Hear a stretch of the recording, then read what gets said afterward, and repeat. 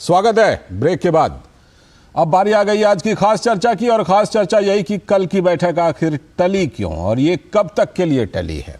तो इसी पर आज की खास चर्चा करेंगे कि क्या कांग्रेस का चेहरा गठबंधन के दलों को पसंद नहीं है। जेडीयू ने भरोसेमंद चेहरा देने की मांग करते हुए नीतीश कुमार का नाम आगे कर दिया। उधर टीएमसी की बात कीजिए तो 5 राज्यों के चुनावी नतीजे को कांग्रेस की हार बता रही है टीएमसी, और गठबंधन को जिंदा करने के लिए ममता बनर्जी को चेहरा बनाने की मांग कर रही है। हैरानी की बात यह भी है कि विपक्षी गठबंधन की कल की बैठक के लिए ममता बनर्जी ने यह कहकर मना कर दिया कि उनके पास वक्त नहीं, यानी कि इस बैठक के लिए समय नहीं है ममता जी के पास। तो 23 दलों के इंडी गठबंधन की चौथी बैठक कल दिल्ली में होनी थी, जिसे नेताओं की नाराजगी के कारण लगता है स्थगित कर दिया गया है। ममता बनर्जी द्वारा इस बैठक को ना कहने के बाद सपा नेता अखिलेश यादव ने भी असमर्थता जता दी, और हेमंत सोरेन झारखंड के मुख्यमंत्री जेएमएम के, उन्होंने भी ना कह दिया। और गठबंधन को शुरू जो किया था नीतीश कुमार ने, उन्होंने भी इस बैठक में, कल की बैठक में दिलचस्पी नहीं दिखाई। तो जाहिर है कि ये दल कहीं तीसरे मोर्चे की संभावना तो नहीं तलाश रहे। पिछले 4 महीने से इंडी गठबंधन सुर्खियों से गायब थी, लेकिन राज्यों के चुनाव नतीजे के बाद फिर से सुर्खी में आ गया, लेकिन असंतोष को लेकर, क्योंकि अब असंतोष सामने आ रहा है। तो 4 राज्यों में कांग्रेस को मिली शिकस्त के बाद इंडी गठबंधन में दरार और चौड़ी हो गई है क्या, या फिर क्षेत्रीय दल कांग्रेस को झुकने के लिए मजबूर कर रहे हैं। कल ही प्रधानमंत्री नरेंद्र मोदी ने नेगेटिव पॉलिटिक्स छोड़ने की सलाह कांग्रेस को दी थी, लेकिन कांग्रेस आत्मचिंतन करने के बजाय हार का ठीकरा फिर से ईवीएम पर फोड़ गई। पिछले वर्षों में जबकि कांग्रेस ने कई चुनाव जीते हैं, लेकिन जब हारती है तब हर बार हार की वजह ईवीएम और स्थानीय नेतृत्व की नाकाबिलियत को बता दी। जाहिर है, जब पार्टी परिवार को बचाने के लिए अनर्गल आक्षेप गढ़ेगी तो विपक्ष उनके तर्कों में फंसकर तो राहुल गांधी के नेतृत्व को स्वीकार करेगा नहीं। लेकिन कल की बैठक की बात करते हैं। यह बैठक चलने की वजह जो भी हो, लेकिन इतना तो तय है कि इंडी गठबंधन राज्यों में कांग्रेस की भूमिका बढ़ाने के लिए तो तैयार नहीं है। तो कल आयोजित होने वाली बैठक को लेकर ममता बनर्जी, अधीर रंजन चौधरी और संजय राउत ने क्या कुछ कहा, आइए सुनते हैं। मेरे को पता जिसमें नहीं है उसमें आप क्यों हमको पूछ रहा है। मेरे को पता नहीं है, मेरे को जानकारी नहीं है, इसी के लिए मैंने बाहर में प्रोग्राम रख दिया नॉर्थ बंगाल टूर में। उधर में हमारा 6-7 दिन का प्रोग्राम है, तो मेरे को जानकारी होता तो हम थोड़ा ही प्रोग्राम रखता, हम जरूर जाते, लेकिन हमारे पास कोई जानकारी नहीं है, इसी के लिए हम नॉर्थ बंगाल टूर में जा रहा है। चुनाव के पहले भी उनकी रवैया कुछ इस तरीके ही थे। इतने 5 स्टेटों में चुनाव हुई थी, कहीं हो ये तो कभी नहीं कहे कि भाई बीजेपी के विपक्ष लोगों को वोट दिया करो, कभी नहीं कहे कि बीजेपी को हराने के लिए चुनाव में आम लोग विपक्ष को वोट दो, ये भी उन्होंने नहीं की थी।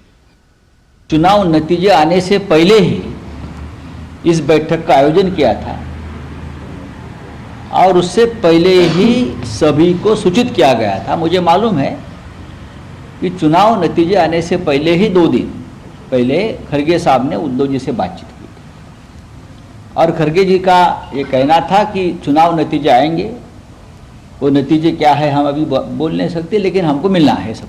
और उद्धव जी ने कहा कि ठीक है, अगर सब लोग दिल्ली में मिलते हैं तो मैं ज़रूर आ जाऊंगा। और उद्धव जी कल यहाँ दिल्ली पहुंचेंगे और बैठक में शामिल होंगे।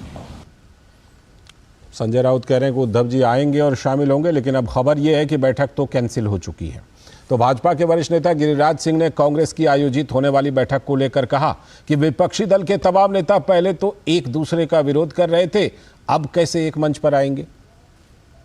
अब किस मुंह से जो कल कह रहे हैं, कल तक मध्य प्रदेश के चुनाव में जो व्यक्ति कह रहे थे कांग्रेस चालू पार्टी है, अब लोकसभा के चुनाव में कैसे कहेंगे कांग्रेस अच्छी पार्टी है।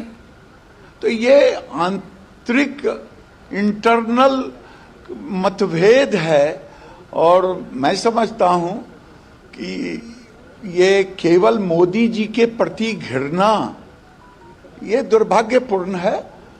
अगर लोकतंत्र में जनता मोदी जी पर भरोसा करता है तो आपके घृणा करने से क्या होगा। अब सब लोग जुट भी जाएं तो जनता अगर चाहेगी मोदी जी प्रधानमंत्री होंगे तो होंगे। जुट भी जाएं, लेकिन सवाल ये है कि जुटेंगे या फिर नहीं। इसी पर आज खास चर्चा करेंगे। हमारे साथ हमारे सलाहकार संपादक विनोद मिश्र जी जुड़े हुए हैं, भारतीय जनता पार्टी के प्रवक्ता मनोज कुमार यादव जी जुड़े हुए हैं। बहुत बहुत स्वागत मनोज जी। और साथ में राहुल लाल जो कि राजनीतिक विश्लेषक हैं और कांग्रेस पार्टी के समर्थन में बातें रखते हैं। बहुत बहुत स्वागत राहुल जी आपका भी। चर्चा को मैं बढ़ाता हूं विनोद जी के जरिए। विनोद जी, यही सवाल मन में उठ रहा है कि देखिए, एक तो अगर सिर्फ कल के लिए ये ना है तो इसमें एक बात तो समझ में आती है कि भाई पहले कांग्रेस ने नज़रअंदाज किया इनको कई महीनों तक, तो अब वो शायद बदला चुका रहे हैं कि चलो एक बार हम भी ना कर देते हैं। लेकिन अगर ये ना में लंबा कुछ छुपा हुआ है तब तो फिर दूसरा रास्ता ये भी निकलता है कि बाकी क्षेत्रीय दल कहीं अलग मोर्चा, जिसे हमने तीसरा मोर्चा बोला है, उसको बनाने की कोशिश में तो नहीं लग गए। लाल जी, मैं आपके ही रिपोर्ट से आता हूं कि अगर ये इंडिया गठबंधन की जो चट्टानी एकता की बात अगस्त तक हम देख रहे थे, मीडिया की सुर्खियों से लेके और टेलीविज़न चैनल के डिस्कशन तक, तो वो चट्टानी एकता अब भी पिछले अभी 5 राज्यों के चुनाव के होते होते ये एकता में दरार क्यों आ गई जी? तो इसकी वजह ये थी कि ये चट्टानी एकता का जो परसेप्शन था, उस परसेप्शन ने एक तरह से फिर से एक्सपोज होते हुए सारे पॉलिटिकल पार्टी दिखे हैं। अब सबसे मज़ेदार बात यह है कि समझने की बात है कि ये चट्टानी एकता तो पहले कभी थी ही नहीं। आपको हमें याद है कि हम लोग जब इस स्टो इंडिया गठबंधन की पहली मीटिंग पटना में, इसका नीतीश कुमार ने क्रेडिट लिया था कि हमने ये 18 दलों को एक मंच पे लाया है। उस मीटिंग में भी आप देखिए कि प्रेस कॉन्फ्रेंस में कई पार्टी जो थे वो पहले से बाहर निकल गए थे। अरविंद केजरीवाल उसमें से पहला थे। मुंबई अधिवेशन में इनकी जो बैठक हुई थी, आपने देखा उसमें कि उसमें कई पार्टी जो थे उससे पहले लालू यादव और नीतीश कुमार ही थे सबसे अगुआ, कि वो भी उससे निकल गए थे जी। ऐसी तरह से आप ये देखिए कि एक पार्टी में, एक मीटिंग में जो था ममता बनर्जी सबसे पहले छोड़ गई थी। तो सवाल ये है कि आप जो इस कॉम्बिनेशन को लेके एक मोदी विरोधी की बात करके आप उस एजेंडा को लेके ये बात सामने में रख के आपने ये बनाया है, तो कांग्रेस की ये थी इसमें कि 5 राज्यों के चुनाव में अगर उसकी अच्छे परफॉर्मेंस सामने में आए तो शायद ये गठबंधन को एक तरह से डिक्टेट करते हुए दिखेंगे। और ऐसा नहीं हुआ, तब फिर जब कल मल्लिकार्जुन खड़गे की तरफ से सारी पार्टियों को इन्विटेशन मिला था, ठीक है, 6 तारीख की मीटिंग के लिए, तो सवाल तो मल्लिकार्जुन खड़गे से भी पूछा जाना चाहिए कि एक पार्टी अध्यक्ष के रूप में कैसे सारे पार्टी के नेताओं को इनविटेशन दे रहे हैं, जबकि इसके लिए इंडिया गठबंधन में पहले से कोऑर्डिनेशन कमेटी है। बिल्कुल। और उस कोऑर्डिनेशन कमेटी में आपने इस मीटिंग की, अगली मीटिंग की बात रखी नहीं और आपने 6 तारीख को मीटिंग का एक डेट फाइनल कर दिया। तो ये सब सारी चीजें के बीच में आप इतना तो हमें समझ में आती है और लोगों को भी समझ में आती है कि ये सवाल सीधे सीधे चेहरे को लेके है, जो ममता बनर्जी कह रही थी कि आपका चेहरा क्रेडिबल नहीं है। यही चीज नीतीश कुमार कह रहे हैं कि पार्टी कह रही है कि आपका चेहरा क्रेडिबल नहीं है। इसका मतलब है कि अगर कांग्रेस इन पार्टियों के चेहरे से कोई चेहरा लेके सामने में चुनाव लड़ना चाहे तो शायद इनको गठबंधन स्वीकार है, वरना आपने बिल्कुल सही कहा, ये तीसरे फ्रंट, थर्ड फ्रंट की तरफ ये जो असंतोष हो रहा है उसका एक रास्ता दिख रहा है। हाँ, बिल्कुल बिल्कुल। आप जो बात कह रहे हैं वो बिल्कुल इसमें लग तो यही रहा है कि कहीं ना कहीं कांग्रेस ने जो कोशिश की कि स्वयंभू तौर पर नेतृत्व ले लें और मान न मान में तेरा मेहमान, मैं बिल्कुल नेता हूं तो हूं, उसको लगता है कि नकार रहे हैं क्षेत्रीय दल। राहुल जी, आपका विश्लेषण क्या कहता है? ये सिर्फ कल के लिए ना है या ये आगे के लिए भी ना रहेगा? अगर कल के लिए ना है तब तो बात समझ में आती है कि चलो भाई कांग्रेस ने इग्नोर मारा तो थोड़ा सा हम भी इग्नोर मार देते हैं, लेकिन अगर आगे के लिए ना हो गया तब तो फिर जो विनोद जी कह रहे हैं फिर तो कोई अलग मोर्चा बन जाएगा। आपका विश्लेषण क्या कहता है राहुल जी? लालचंद जी, सबसे महत्वपूर्ण चीज ये है कि क्या टीम इंडिया की एकता चट्टानी है या नहीं। तो देखिए, मैं अभी भी मानता हूं कि टीम इंडिया में चट्टानी एकता है। देखिए, टीम इंडिया का जो गठबंधन था, वो गठबंधन जो है वो नेशनल इलेक्शन के लिए था, असेंबली इलेक्शन के लिए नहीं था। लेकिन हाँ, समाजवादी पार्टी के साथ कुछ मतभेद के बिंदु हुए, जो नहीं होते तो ज्यादा बेहतर होता। तो ये सब टीएमसी तो और ज्यादा विरोध कर रही है, टीएमसी विरोध कर रही है। लेकिन मैं कह रहा हूं कि देखिए क्या हुआ है कि जब इसकी बैठक बुलाई गई तो जैसा आपने खुद ही बताया, संजय राउत जी ने बोला भी कि चुनाव के नतीजों से 2 दिन पहले यानी कि 1 दिसंबर के आसपास को ये जो निमंत्रण दिया गया, तो अचानक से शॉर्ट टर्म में आपने निमंत्रण दिया, इसलिए कई लोग अब इसमें नहीं उपस्थित हो पाए। तो मैं इसे ज्यादा बड़ा नहीं मानता, इसलिए कि टीम इंडिया का गठन नेताओं के अपने इच्छा के कारण नहीं हुआ है। टीम इंडिया का गठन विभिन्न क्षेत्रीय दलों के ऊपर जो वहां पे जनता का दबाव है, उसके कारण से टीम इंडिया का गठन हुआ है। तो इसलिए टीम इंडिया कहीं नहीं जाएगी। और जो आपका सवाल है कि क्या ये छोटी देर के लिए ना है या बड़ी देर के लिए, सबसे पहले हमें लग रहा है कि ये एक अल्पकालिक सी स्थिति है। मुझे लग रहा है कि अगर नाराजगी की स्थिति कहीं है, थोड़ी बहुत ममता बनर्जी की है, और वो संवाद होगा तो समाप्त होगा। और किसी ने भी ये नहीं कहा कि कोई टीम इंडिया छोड़ के जा रहा है। सभा में देखिए, जो बड़े वरिष्ठ नेता नहीं आ रहे थे तो उन्होंने अपने अपने प्रतिनिधि भेजने की बात कही थी।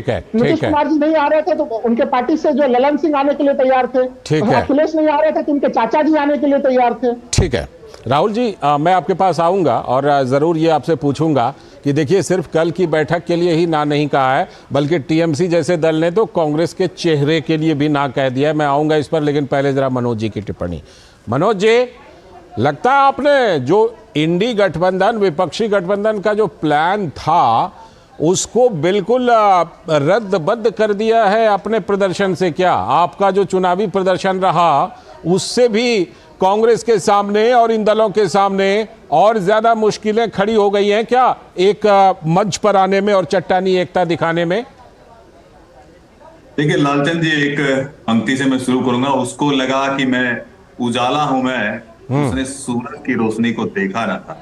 तो ये जुगनू रूपी जो सूरज है, एक ऐसी गारंटी देने वाले नेतृत्व करता है, ऐसे लोकप्रिय जननायक है, राष्ट्र नायक है। जनता जनार्दन लगातार उनमें विश्वास जता रही है और एक ऐसी चट्टान है, हिमालय रूपी चट्टान है। तो सवाल उठता है कि ये बोले कि एक चट्टानी एकता, तो मैं बता दूं कि इनकी चट्टान कहाँ है, राहुल गांधी कहाँ चट्टान चले गए, जो सरदार बने हुए थे पूरे इंडी गठबंधन के कि नहीं हम अकेले लगेंगे, एकला चलो के रास्ते पे चले कि हम इन पर दबाव दिखाएंगे। और राहुल गांधी चट्टान कहाँ चले गए, जो सरदार थे इनके इस गठबंधन के, सरदार कहाँ छुप गए हैं, कौन से पिकनिक पे चले गए हैं, जो पिकनिक मास्टर है लगातार पिकनिक करते रहते हैं। और मैं पूछना चाहता हूँ उस लिबरल गैंग से भी जो कहती थी ये सेमीफाइनल है, अब तो मोदी जी की पराजय निश्चित है, हम एक हो गए ना, एक थे। अरे अभी भी एक मिनट जरा उनको पूरा कर लेने दीजिए, फिर मैं आता हूँ राहुल जी। आप मैं खाली एक लाइन में बोल दूं कि 2018 भूल गए क्या? उसमें भी ये तीनों चुनाव राहुल जी मैं आपके पास आऊंगा और बिल्कुल अलग से समय दूंगा। मनोज जी जरा पूरी कीजिए।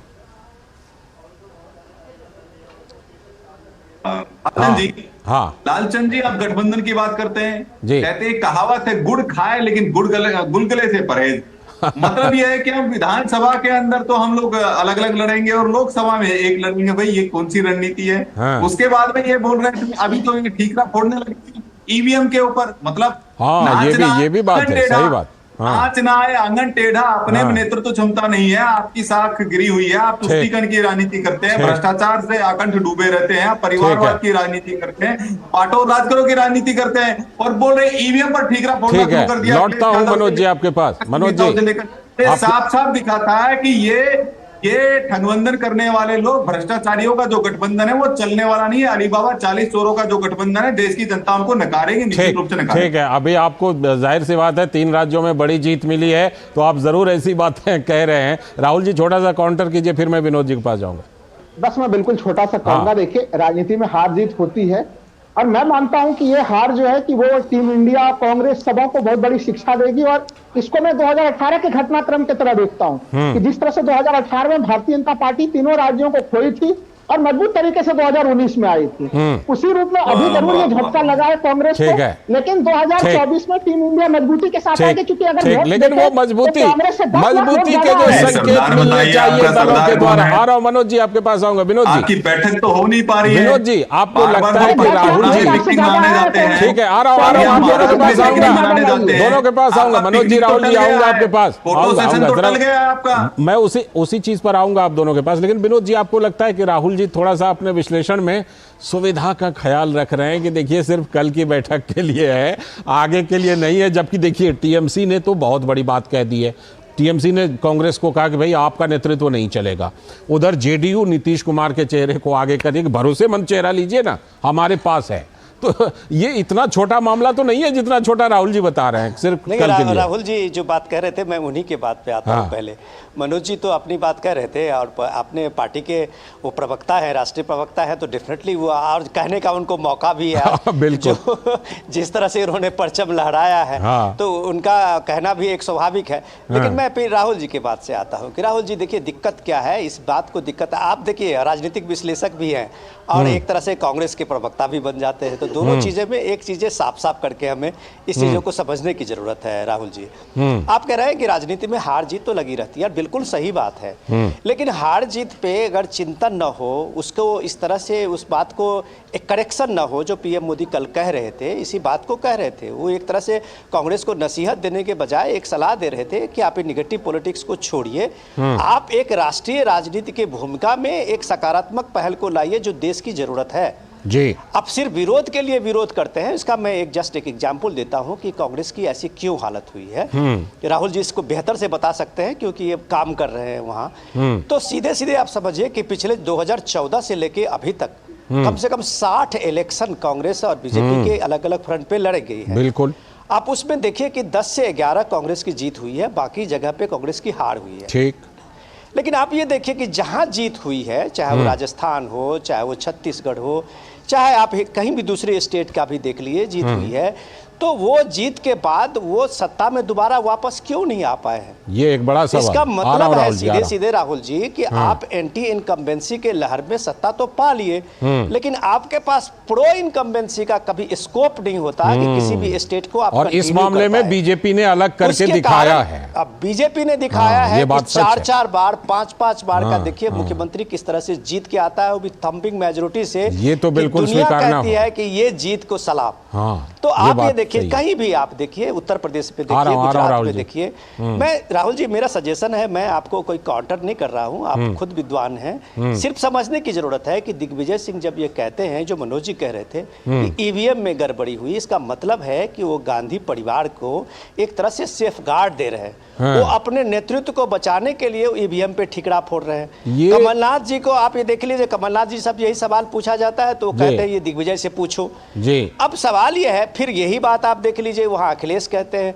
तो आप जब नेतृत्व को एक आत्मचिंतन नहीं करेंगे कि राहुल गांधी 40-42 ऐसे इलेक्शन का उन्होंने नेतृत्व दिया है और फेल रहे हैं, तो इसको कैसे लोड ले आप ओपोजिशन में जितनी पार्टियां जमा हुई है, और राहुल गांधी को क्यों फेस बना ले? ये आपकी मजबूरी हो सकती है, सपा की क्यों मजबूरी होगी, आरजेडी की क्यों मजबूरी होगी, टीएमसी की क्यों मजबूरी होगी? ठीक है राहुल जी, वास्तव में देखिए, मुझे लगता है कि हर एक समझदार आदमी को ये बात आजकल बड़ी खटकती है कि जब आप जीतें तो आपकी नीति और कार्यक्रम की जीत होती है, और दूसरा जीते तो ईवीएम की जीत होती है।